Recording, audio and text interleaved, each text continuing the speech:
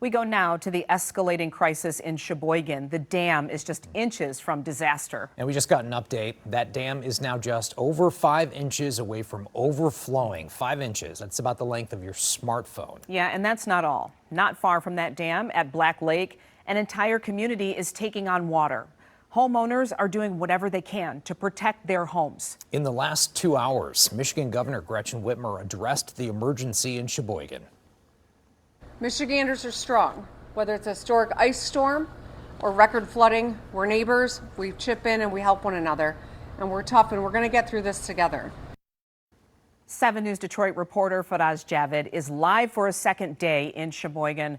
And Faraz, this situation is getting even more perilous tonight. Glenda, as you said, I've been here for 2 days now in Cheboygan County, watching closely the rising water levels here at the Cheboygan Dam, which is right behind me. Now, one of the things at the press conference that was highlighted was a substantial amount of crew members that have been deployed here working nonstop, which is true because we've been, as I said, for 2 days, 6 o'clock a.m. we were here as well. And a lot is being done to mitigate it, right from adding more water pumps to removing gates completely from the spillway. And another thing that they're trying to get is right over there, the privately owned hydro power plant, which is closed since 2023. They're trying to get it up and running. Now, at the press conference, I asked how important is this plant in terms to mitigate this situation over here. To that, DNR official confirmed it is substantial. My second question, the follow-up question, was how close they are to having that plant up and running. To that, no one had an answer. Now, in the meantime, as I said, I've been to several communities along several lakes and rivers that this dam feeds into, and we've only seen a devastation in most of these communities due to flooding.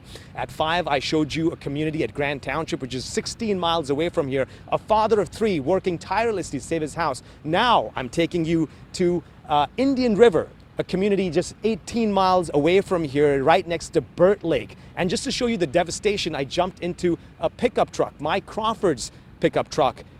Take a look. This house, like right over here, is sandbagged. Literally, that's what's preventing the water from flooding that house right there. And we got a big commercial pumping the water out. Have you seen anything like this before? Never, not in 40 years. So what are you and your team members doing right now over here? We are trying to just save the houses, build a berm around the house and put pumps on them to get the water out and away from the house. Is it working? Yes, we got the water, like in that house back there, we got the water down about 4 inches in the crawl space. It's about probably 30 inches below the water level. Meanwhile, a resident, Dennis Anderson, since Sunday has had crews working at his home, doing everything he can to prevent his house from being flooded. So you're saying the 3 pumps and these sandbags are actually working right now? Right now, yes. So what we're going to do is we ordered more sandbags, and we got 5 or 6 more pumps coming up from Lansing. We're going to shut this door down, plastic it, and redo the outside of it again because the lake is now coming up. We're not fighting with the river now, we're fighting with the lake. So we don't know how high it's going to get. The Cheboygan Dam holds back water from the Cheboygan River, the outflow for a massive watershed that includes several rivers and lakes. Mullet, Burt, and Black Lakes are the 3 major inland lakes in that system. But what's making matters worse for Dennis is that both Burt Lake and Sturgeon River have overflowed, feeding into this flood. If the water level rises again, are you in trouble?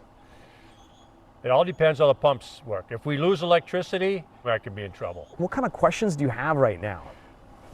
Well, who dropped the ball? Why didn't they start draining the lake sooner? Why isn't the turbine running? We would not be here if that turbine was running. You know what this water level is going to do with this much snow. We're only 6 inches away of a major disaster here. Now, the current update is that the water level has risen up to 5.04 inches from the top of the dam. And this morning, the emergency level went up to the 2nd phase, which is set 1 phase away from full evacuation. Meanwhile, the county sheriff over here says that there's only a small number of people that are going to be impacted if there's a full evacuation that's triggered, and those people have been informed. For now, Mike, Glenda, it's back to you. Incredible account of what's happening out there, Faraz, to many families. Thank you so much. Definitely asking the right questions for us.